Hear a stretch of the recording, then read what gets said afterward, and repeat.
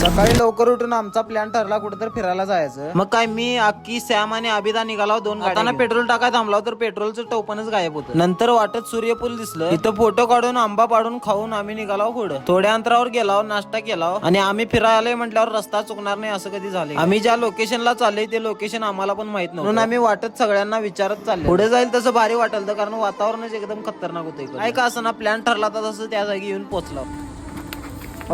हे लोकेशन बघून सगळी गँग खुश झालती. एकदम खतरनाक उतरावी. आल्या आल्या सगळेजण आपापला मोबाईल काढून व्हिडिओ काढायला चालू. आम्ही ज्या ठिकाणी आलोय ते म्हणजे राधानगरी मधला 12 महिने कोसळणारा धबधबा बघून तुम्ही सुद्धा आमच्यासारखं डोक्याला हात लावणार.